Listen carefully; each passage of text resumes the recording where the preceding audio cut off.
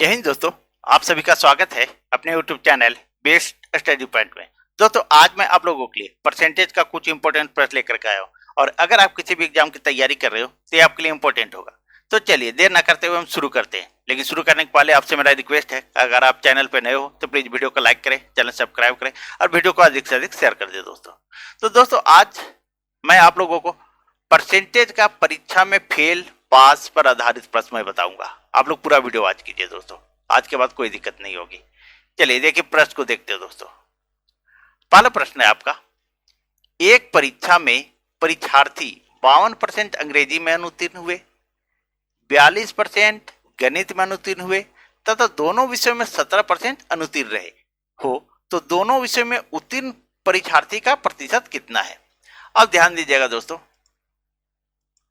52% अंग्रेजी में ये भी अनुत्तीर्ण हुआ और 42% गणित में ये भी अनुत्तीर्ण हुआ और दोनों में 17% अनुत्तीर्ण हुआ, यानी तीनों का तीनों दिया आपका अनुत्तीर्ण दिया है। ठीक है, अब यहां दो घर बना लीजिए इस तरह से, ये अनुत्तीर्ण का है। ठीक है, ध्यान दीजिएगा ये अनुत्तीर्ण का मैं बना रहा हूं। 52 यहां अंग्रेजी में इंग्लिश कर दिए 52%, 42% मैथ में ये जो है 42% कर दिए और दोनों बोल रहा है कि 17%, दोनों यहां 17 लिख दीजिए, ये दोनों में है। अब क्या जी कीजिए, अनुत्तीर्ण छात्र है तो 52 को 52 प्लस 42 जोड़ दीजिए और 17 को घटा दीजिए। और जब इसको घटाइएगा 52 और 42 को जोड़ दीजिएगा 4 और नहीं ये 94 आ जाएगा। 94 में आप 17 घटा दीजिए, 94 में 17 घटाएंगे तो आपका जाएगा 7 और ये 77 आ जाएगा दोस्तों। कितना आ जाएगा? 77 आ जाएगा। ठीक है, 77। अब बोल रहा है कि दोनों विषयों में उत्तीर्ण परीक्षार्थियों का प्रतिशत कितना है। तो जब भी प्रतिशत पूछे दोस्तों तो आपका 100 में निकलेगा। ठीक है, कोई भी चीज 100% होता है, पूरा पूरी 100% होता है। अब यहाँ है 77, ये सारे के सारे अनुत्तीर्ण छात्र हैं, ये 77% जो है सो अनुत्तीर्ण छात्र है। तो पूछ रहा उत्तीर्ण छात्र, तो उत्तीर्ण छात्र बराबर तो 100 में आप इसको 77 को घटा दीजिए तो कितना आ जाएगा आपका? 23% आ जाएगा दोस्तों। यही आपका आंसर हो गया। ठीक है, चलिए आगे बढ़ते हैं दोस्तों। लेकिन चलिए इसको एक और तरीका मैं बता देता हूं दोस्तों। ठीक है, देखिए दोस्तों एक और तरीका, यहां तो अभी हम बताए कि अनुत्तीर्ण करके आप सारे को उत्तीर्ण कर दीजिए या सारे को अनुत्तीर्ण कर दीजिए। अब उस समय मैं आपको बताया जो है सो अनुत्तीर्ण करके, अब मैं उत्तीर्ण करके बताता हूं दोस्तों ताकि आपको कभी भी दिक्कत नहीं हो। सारे के सारे उत्तीर्ण छात्र उत्तीर्ण कर दीजिए। अब जब 52% जो अंग्रेजी में अनुत्तीर्ण हुआ है, ठीक है, जब फेल हुआ है 52% तो पास कितना हुआ होगा? तो 48%। ठीक है, और ये इंग्लिश में है और ये मैथ में दोस्तों। ठीक है, और 42% गणित में अनुत्तीर्ण हुआ है तो पास कितना हुआ होगा? ये 42% 100% होता है, जब भी होता है कोई भी चीज तो 100%, तो ये कितना हो जाएगा?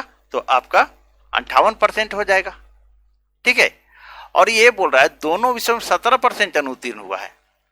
जब दोनों विषयों में 17% अनुत्तीर्ण हुआ है तो आपका जो है सो उत्तीर्ण कितना होगा?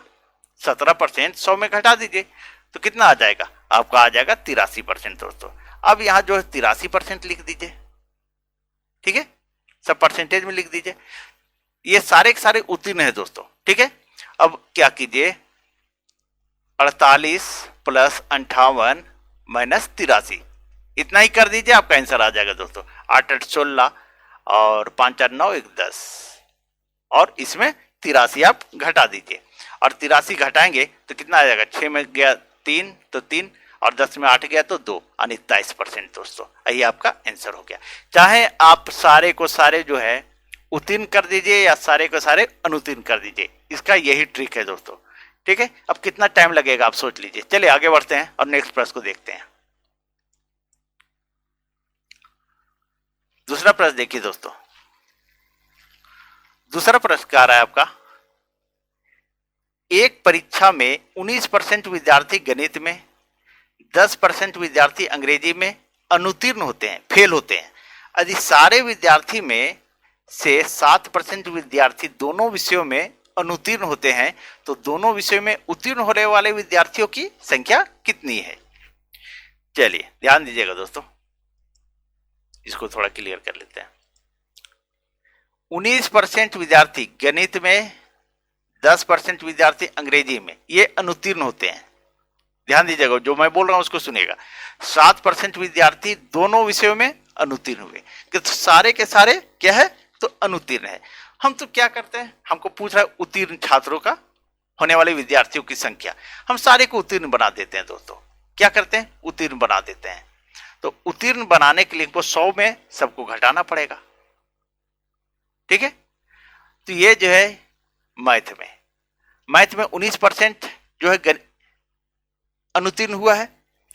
तो अगर हम 100 में 19 घटा देते हैं तो कितना आ जाएगा, हमारा 81 आ जाएगा। तो ये 81% जो है सो पास कर गया।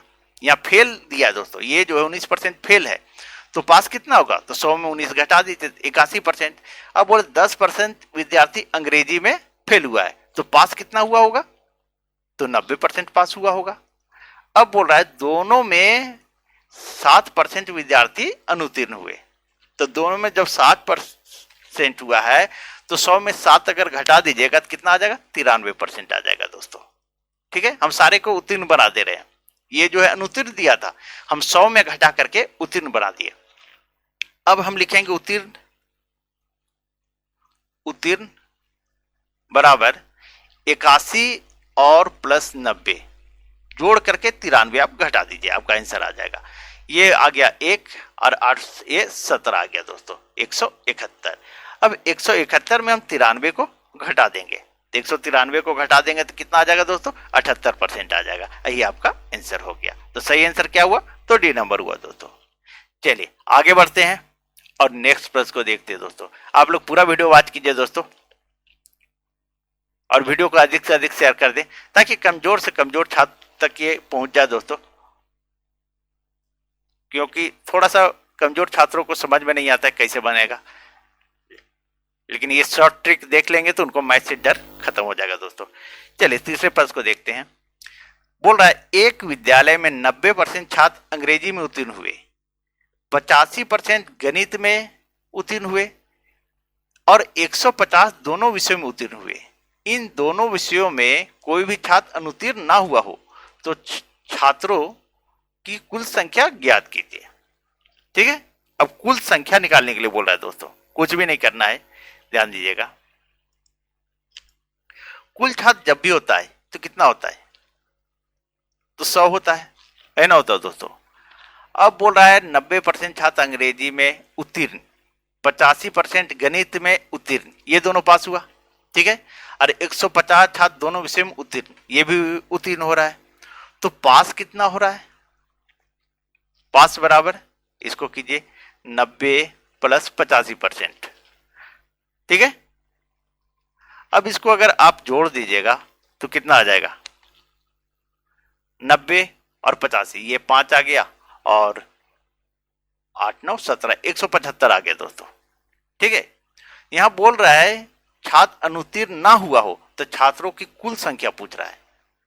तो अब जो है यहां 175 बता रहा है और कुल संख्या कितना होता है, जब भी होता है तो 100% होता है। अब इन दोनों में अंतर कर दीजिए, ठीक है, क्योंकि जब भी होता है तो 100% होता है और यहां बता रहा है आपका जो है 175, 175 में 100 घटा दीजिए, अंतर बराबर 75 आ गया। अब इस 75 बराबर 150 विद्यार्थी होते हैं, कितना, तो 150 विद्यार्थी, तो 100% बराबर, तो 150 गुने 100 बटा 75। तो पूछा कुल विद्यार्थियों की संख्या, जब भी होगी कुल विद्यार्थियों की संख्या तो 100% होगा, ठीक है। अब काट दीजिए 75 दूनी 150 और 100 दूनी 200, यही आपका आंसर हो गया दोस्तों। तो कुल छात्रों की संख्या कितनी है, तो 200 है दोस्तों, यही आपका आंसर आ गया। चलिए आगे बढ़ते हैं और नेक्स्ट प्रश्न को देखते हैं दोस्तों। चलिए चौथे नंबर पर देखिए दोस्तों, किसी परीक्षा में इंग्लिश में 70%, गणित में 80% छात्र पास होते हैं और 10% छात्र दोनों विषयों में फेल होते हैं, यदि 144 छात्र दोनों विषयों में पास हो तब छात्रों की कुल संख्या कितनी है? चलिए देखिए दोस्तों,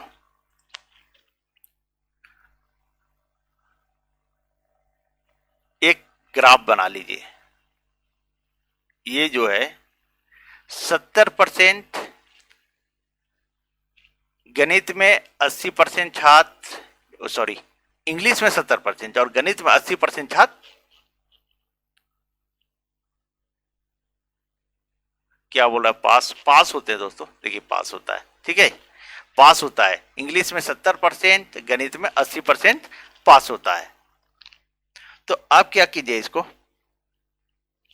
ये 70% यहां लिखिए, ये इंग्लिश है और ये मैथ है, ये 80% छात्र है, ठीक है। और बोल रहा है ये दोनों पास है दोस्तों, ये दोनों जो है ये 70% पास है और ये 80% पास है। इंग्लिश में 70% पास है, मैथ में 80% पास है। और यहां बोला 10% छात्र दोनों विषयों में फेल बोल रहा है दोस्तों। तो जब ये 10% फेल बता रहा है तो इसको हम पास करते हैं तो 100% होता है। 100% में 10% फेल हो गया तब पास कितना हुआ होगा, तो 90%। यहाँ 90 लिख दीजिए, ठीक है। जो मैं बोलता हूं उसको सुनना कीजिए दोस्तों, ठीक है। 10% छात्र दोनों विषय में फेल, और ये सारा सारा हम पास वाला लिख रहे हैं, तो 100 में 10 घटा देंगे तो 90% पास होगा इसमें। अब इसको हम क्या करते हैं, दोनों को जोड़ देते हैं। 70% प्लस 80% माइनस 90%, हमारा कितना आ जाएगा, 150 में 90 घटा दीजिए तो कितना आ जाएगा दोस्तों, ये 60 आ जाएगा, 60%, ठीक है। अब बोल रहा है कि यदि 144 छात्र दोनों विषयों में पास हो तो इस 60% का बराबर 144 छात्र। तो बोल रहा है छात्रों की कुल संख्या, जब भी कुल संख्या होती है तो 100 होता है, 100% होता है। तो 100% बराबर 144 गुने 100 बटा 60, ठीक है। अब इसको काट दीजिए दोस्तों, आप लोग इसको काटे, 20 25 100 और 20 3 60। अब 3 से काटिए, 3 चौके 12 और 3 8 24। अब 48 से 5 को गुना कर दीजिए, कितना आ जाएगा दोस्तों, तो आपका आ जाएगा 240 छात्र, 240 छात्र। यही आपका आंसर हो गया। तो सही आंसर क्या हुआ दोस्तों, तो सी नंबर हुआ। चलिए सिंपल सा प्रश्न था दोस्तों। चलिए आगे बढ़ते हैं और नेक्स्ट प्रश्न को देखते हैं।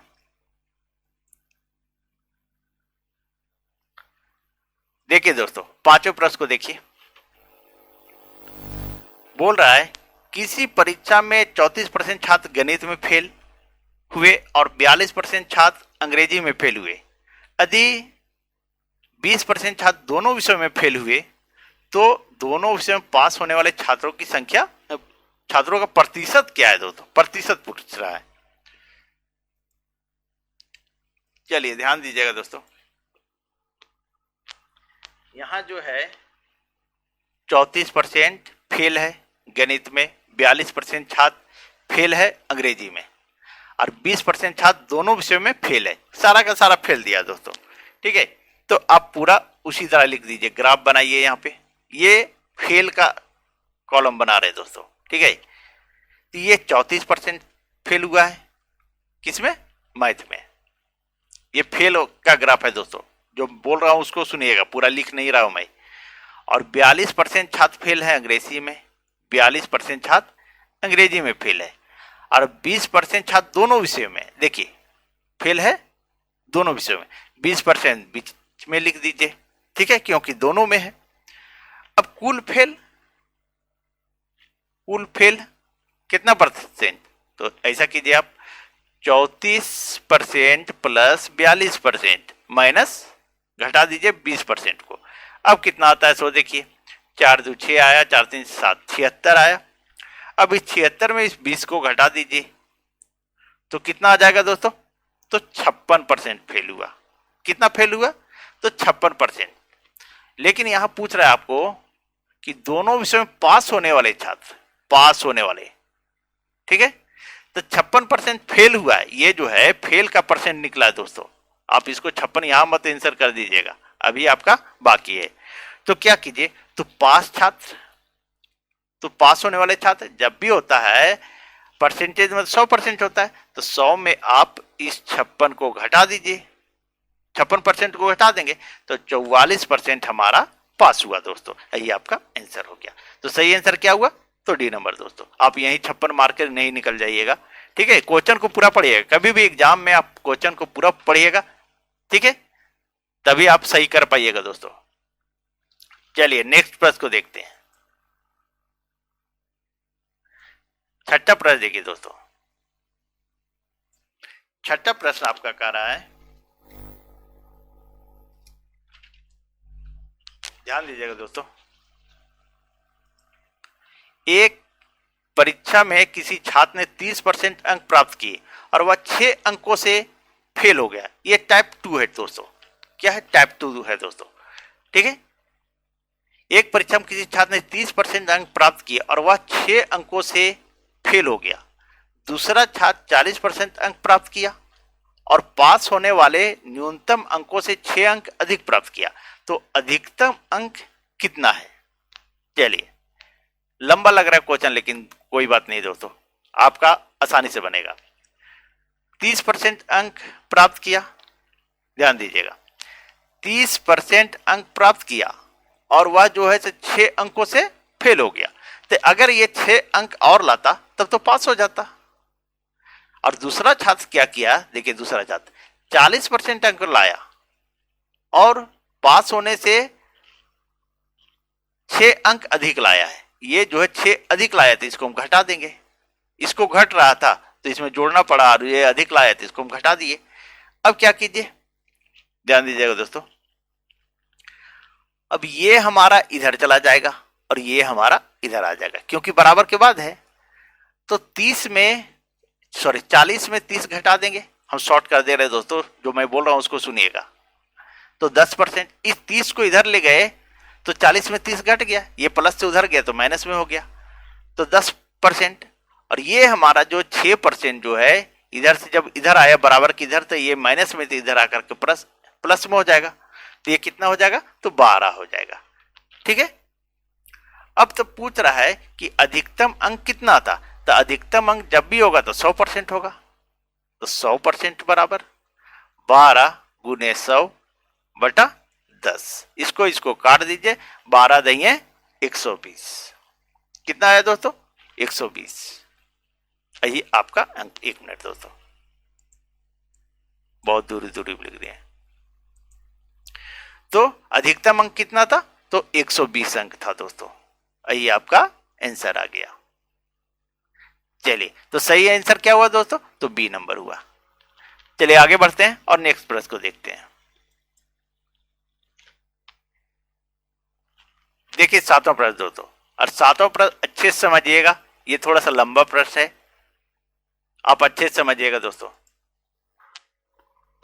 बोल रहा है राजीव को किसी परीक्षा में 20% अंक मिले और वह 24 अंकों से अनुत्तीर्ण हो गया, तथा अरविंद को 45% अंक मिले और वह 26 अंकों से उत्तीर्ण हो गया।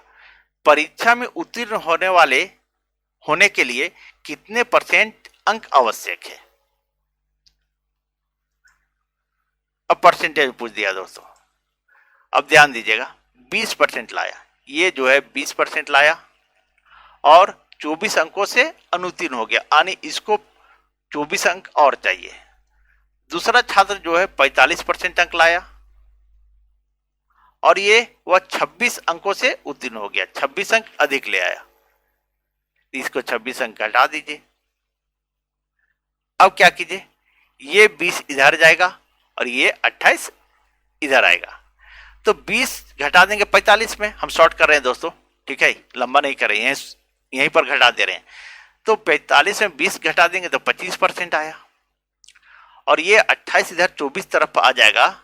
तो क्या हो जाएगा, ये हमारा जो है सो जोड़ देंगे, तो 28 और 24 को जोड़ देंगे तो कितना हो जाएगा, तो 50 अंक हो जाएगा। 50 अंक हो गया, ठीक है।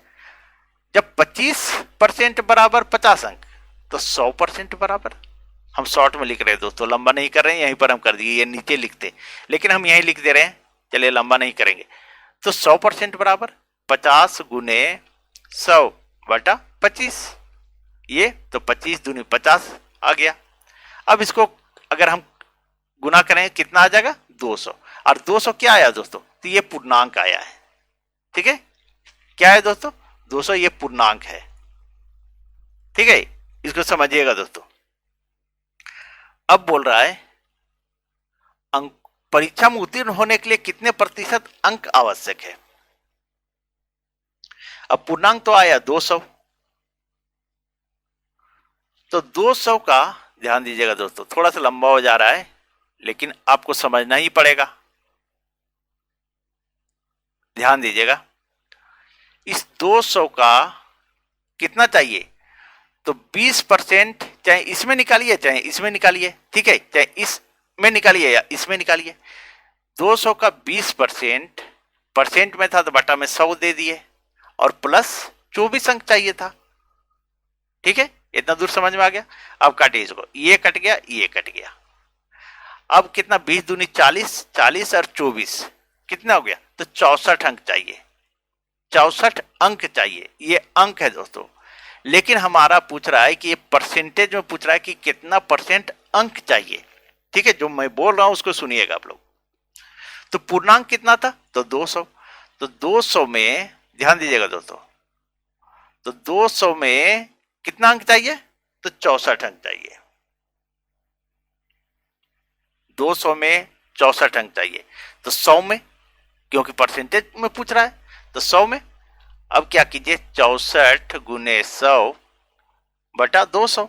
अब इसको काट दीजिए, ये 2 जीरो, ये जीरो, अब 2 से काटिएगा तो ये 32 आएगा, यानी 32% आपको अंक चाहिए दोस्तों। कितना, तो 32% अंक चाहिए। ये आपका आंसर हो गया। तो सही आंसर क्या आया, तो सी नंबर। थोड़ा सा लंबा था दोस्तों, लेकिन समझना तो जरूरी है, आपको जानना है। चलिए नेक्स्ट प्रश्न को देखते हैं दोस्तों।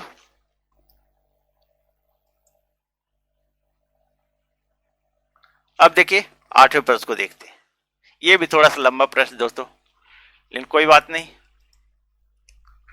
देखिए दोस्तों क्या है, किसी परीक्षा में किसी छात्र को 30% अंक मिले तथा 12 अंकों से फेल हो गया। उसी परीक्षा में एक अन्य छात्र को 40% अंक मिले तथा पास होने के लिए न्यूनतम अंकों से 28 अंक अधिक प्राप्त किया। तो पास होने के लिए नियत अंक कितना है। अब नियत अंक पूछ रहा है दोस्तों आपसे। चलिए ध्यान दीजिएगा दोस्तों,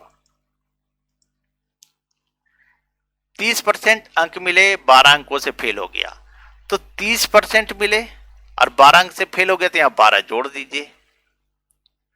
दूसरे छात्र को 40% अंक मिले और 28 अंक अधिक लाया वो, तो 40% और जब ज्यादा लाया तो इसको घटा दीजिए।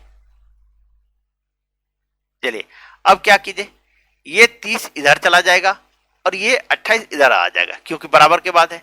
तो 30 जाकर के इधर 40 में घट जाएगा, प्लस है तो इधर जाकर के माइनस में गया, तो ये बच गया हमारा 10%। और 10% बराबर ये जो है 28 जब इधर आ गया है कितना हो जाएगा, ये 40 हो जाएगा। कितना हो जाएगा, तो 40 हो जाएगा दोस्तों। ठीक है, तो 10% बराबर 40 अंक, तो 100% बराबर, तो 100% बराबर 40 गुने 100 बटा 10। अब इसको काटिए तो कितना आ गया, तो 400 आ गया। ये क्या आया, पूर्णांक आया दोस्तों। ठीक है, पूर्णांक आया। और आप पूछ रहा है पास होने के लिए नियत अंक कितना चाहिए, नियत अंक कितना चाहिए। तो अब क्या कीजिएगा, ध्यान दीजिएगा दोस्तों, ध्यान से देखिएगा तभी समझ में आएगा। पूर्णांक है 400 और उसको चाहिए, चाहे इस पर बैठाइए ये अंक लाइए, चाहे ये अंक लाइए, यहां लाना होगा तो घटाना होगा, यहां लाना होगा जोड़ना होगा। यानी 400 का 30% हम इसको उठाते हैं दोस्तों, 30% अंक, और जब परसेंटेज में है तो बटा 100 प्लस 12 अंक और चाहिए। ठीक है, यहां तक समझ में आ गया। अब काटिए, ये कट गया, ये कट गया, 30 चौके 20 से 120 और 12, ये चलिए लंबा कर देते हैं। 30 चौके 20 से 120 प्लस 12। ठीक है, अब इसको जोड़ दीजिए, यानी 132 अंक चाहिए दोस्तों। ठीक है, कितना अंक चाहिए? 132 अंक। तो सही आंसर क्या आया? तो सी नंबर आया दोस्तों। चलिए दोस्तों, अगर आप लोग को वीडियो अच्छी लगी तो प्लीज वीडियो को लाइक करें, चैनल सब्सक्राइब करें और वीडियो को अधिक से अधिक शेयर कर दे दोस्तों, ताकि कमजोर से कमजोर छात्र जो है उनके तक पहुंच जाए और उनको जानकारी हो जाए दोस्तों। यही मेरा हार्दिक इच्छा है दोस्तों। चलिए, कि मेरा इच्छा है कि कोई भी छात्र जो मैथ से डरता हो वो उसको डर नहीं लगे। चलिए अब शाम में मिलते हैं। चलिए, थैंक यू।